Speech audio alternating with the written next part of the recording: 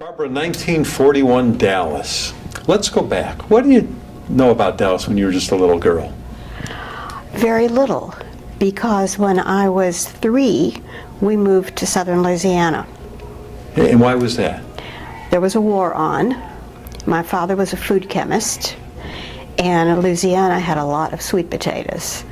There were food processing plants there to process the sweet potatoes for the troops. So he was asked to go there and run the food processing plant. We started in Opelousas, and that lasted just a couple of years. When I was 5, we moved to Lafayette, and he did the same thing for a while.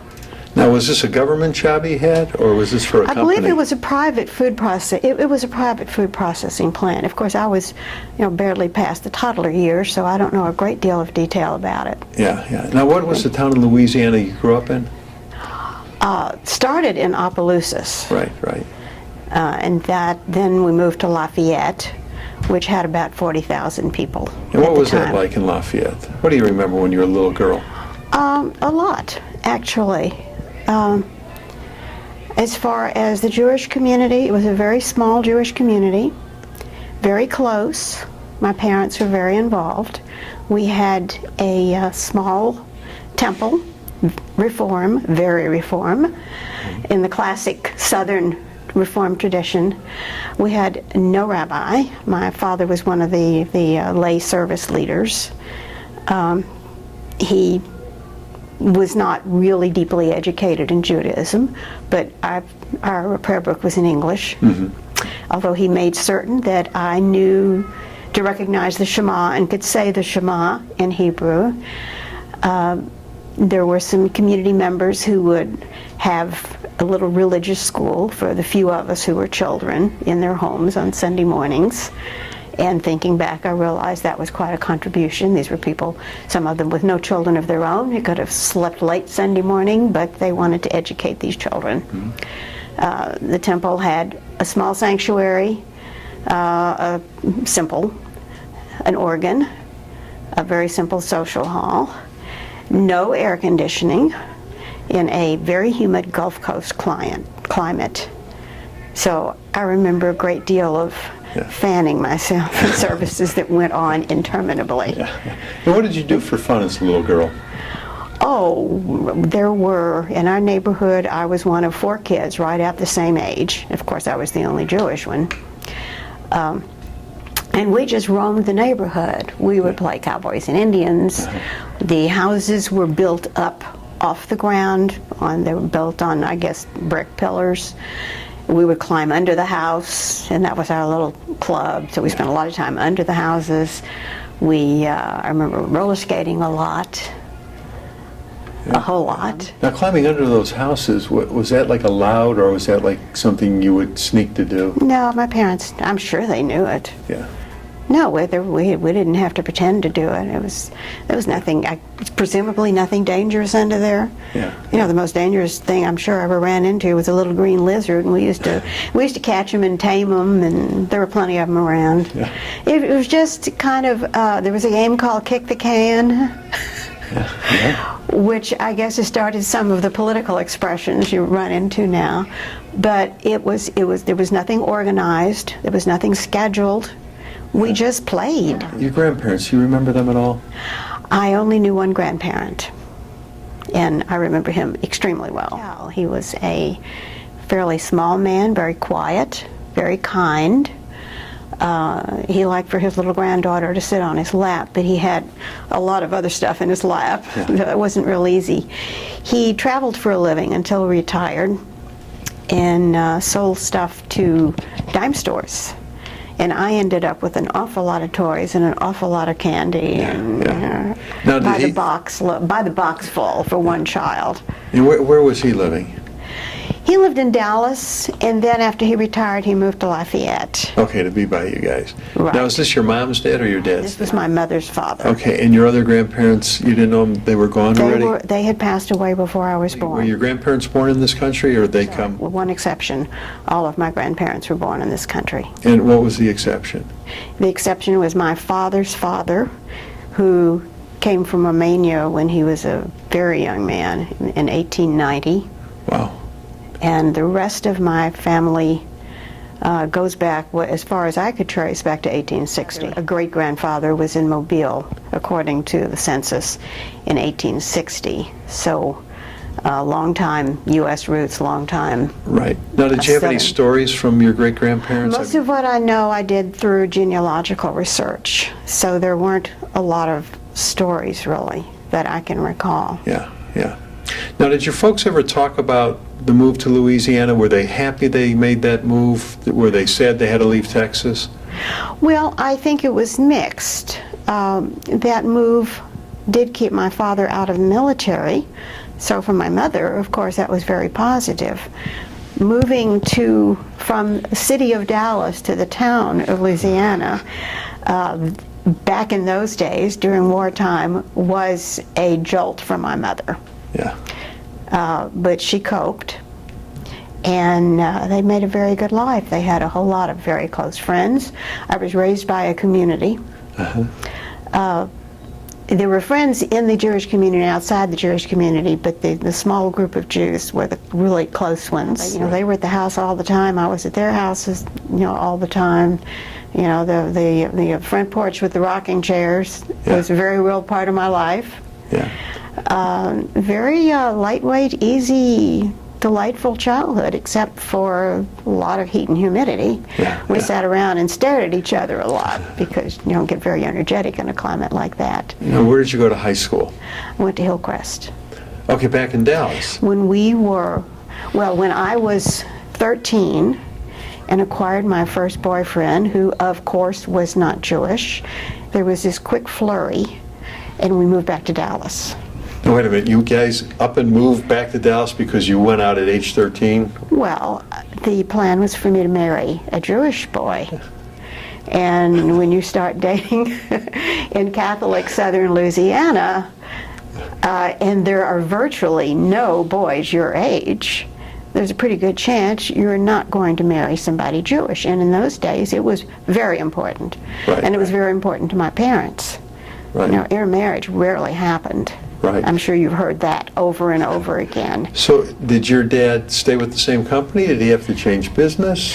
By that time, although he was a food chemist, I went through some career changes, and by that time he was with Mutual of New York doing selling insurance and doing estate planning. Okay. He had to start over, but it was transferable within the same company. Right. But he had to begin finding new clients, which he did, and it was important enough to them to do that. Plus, my parents had maintained very, very strong friendships throughout the time we were gone in Dallas, in Louisiana. Dallas friends. So now you're 13, though. So that was, of course, I'm sure that was an incentive also. It was a homecoming for them. It was not pulling up roots and starting over again. It came to a very welcoming place. But how did you feel about that move now? You're 13 years old, you're established where you live, you have all your friends, and now you're moving to Dallas. Well, I had been to Dallas a lot. So I don't recall it being a problem for me. Whatever happens to that boyfriend? He probably married somebody. Oh, okay. But it wasn't that serious anyway. Serious ones came along later. So tell me about high school life now for you. It was delightful. Absolutely delightful. What did you guys do? A lot of dating, a lot of parties. I was in the art service club. We had, I enjoyed most of my classes. I had a boyfriend almost entirely, same boyfriend, entirely through high school. Dated others, but one serious one, and we just had a wonderful time. A lot of parties. BBYO, I was part of that, although not as heavily involved as my husband was. But then he didn't have a serious girlfriend taking up a lot of his time. Now, when did you meet your husband? In 1959, in the fall. So was this right after high school then, or were you still in high school at the time? No, it was the first week of college. Okay, first week of college. He and I both went to University of Texas in Austin. Okay. And He was walking with a fraternity brother, One Direction, on the drag in Austin. That's Guadalupe Street. I was walking the other direction with a very close friend from Dallas, and I've been friends with since confirmation class, since moving here. She knew the boy he was with, so we stopped, talked, introduced, and I don't remember the exact sequence, but I do know he needed a date for OU weekend. And I guess he looked at me and figured, she'll do. So we got acquainted that way and had a major date come up pretty soon. So did you like him? Oh, I liked him a lot. He was quite okay. If I didn't like him, I wouldn't have gone out with him anymore. yeah. I wasn't wasting time with people I didn't like. College years were pretty terrific because then I discovered learning. Yeah. Much more so than in high school. Really jumped into my studies and really got turned on by learning new things, challenging things. After college now, did you get married while you were still in school? Oh, no. You graduated first? Absolutely. Okay. I was not going to leave college or get married without a degree. Okay. And then after college, what did you do? Married Edward. Okay. Within my particular education ended in July because of what I studied. And within a little over a month, we got married and then moved to Houston and got a job at Methodist Hospital, establishing and running a small microbiology lab for clinical and research, clinical research. I worked for a professor of infectious diseases at Baylor Medical College in Houston. It was also part of the medical center.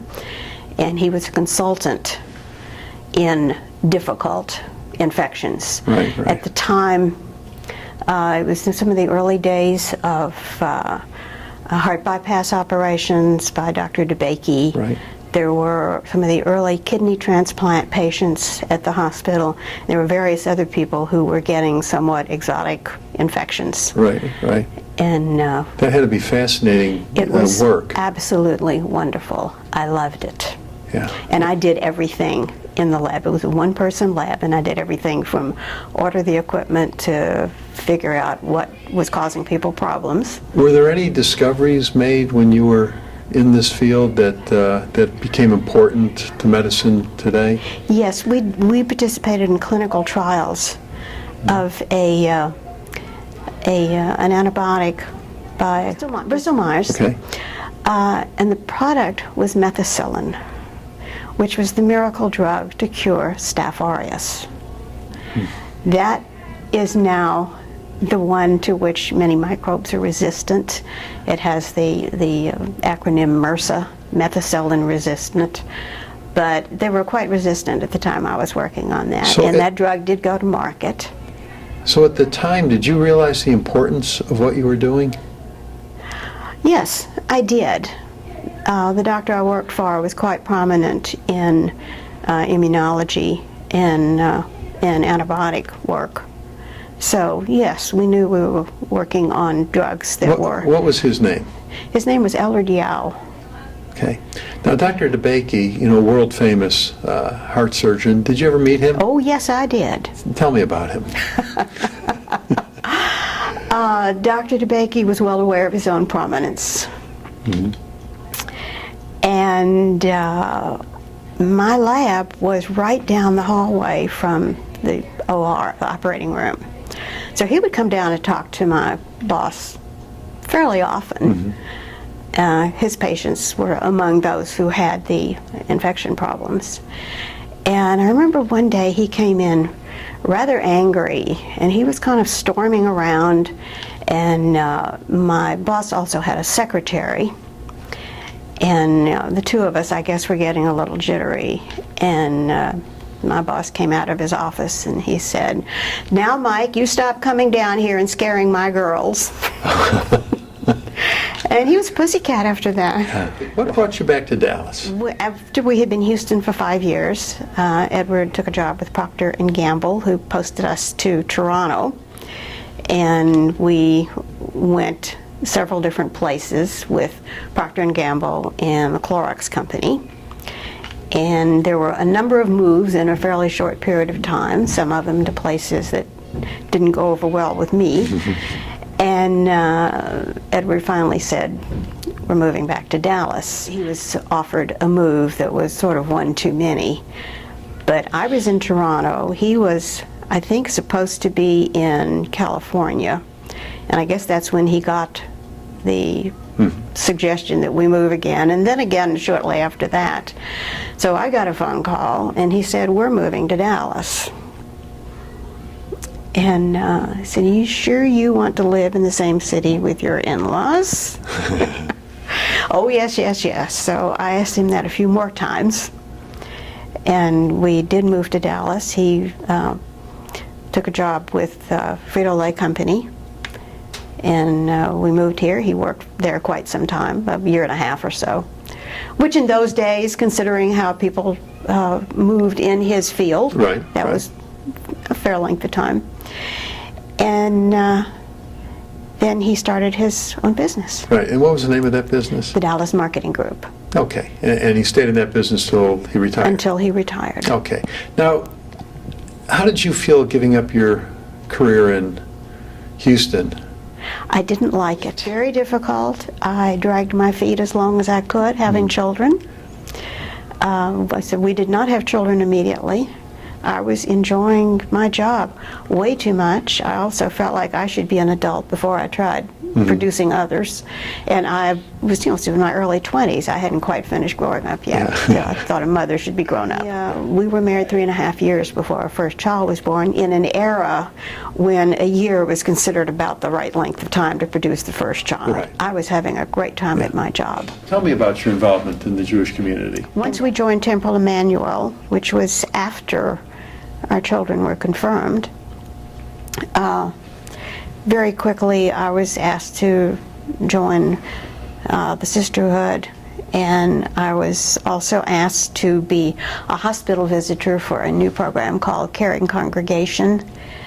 And in that program I participated very heavily and eventually ended up chairing Caring Congregation, which led to board service, and then I became more active in sisterhood and have remained active, I guess, on their board one way or another ever since, which I'm starting in about the late 80s, and I'm still quite involved. And it's a source of friendships, a great deal of satisfaction.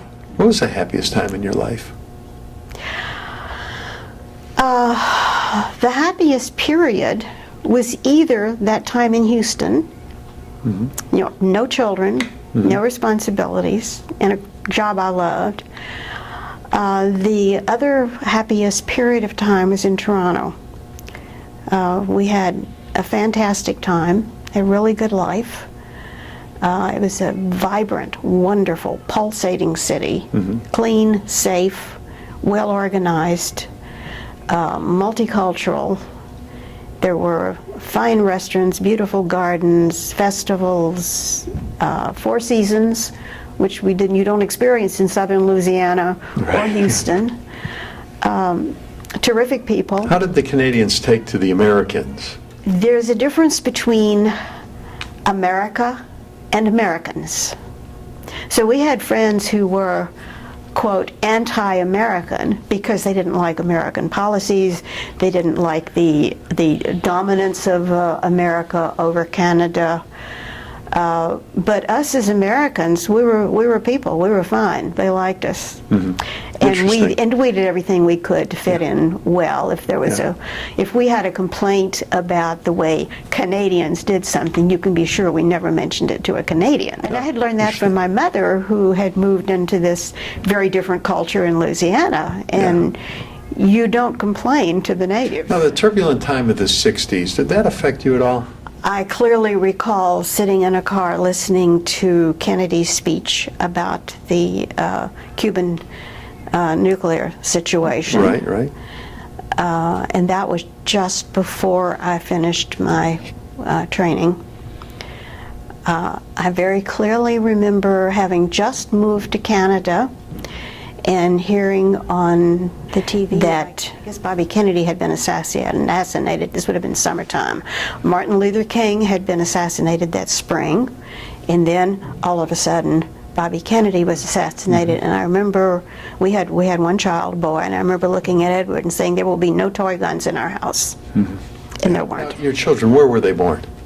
Brian was born in Houston, and our younger son, Greg, was born in Northern California. Now, in your lifetime, you've lived through so many momentous occasions on the national scene, and you referred to some of them. Was there anything else that maybe really kind of affected you? I know you lived through the whole Vietnam era. Of course, the President Kennedy assassination. Oh, yes. The moon landing in '69 for the first time, and then, of course, the tragedy of 9/11.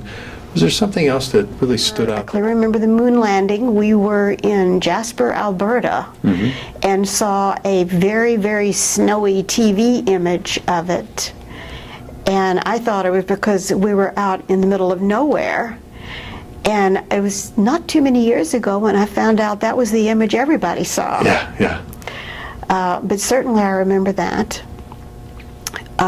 And all of the others you've mentioned, the Challenger disaster. We were in South America at the time, and found out because someone who'd been on a boat tour with us had gotten a text message from Belgium telling about it, and the person turned to us and said, "You're from Texas, aren't you?" And the Challenger had gone down over Texas. Yeah, yeah. And we made a beeline to what was called an internet cafe at the time. I'm not sure they still exist.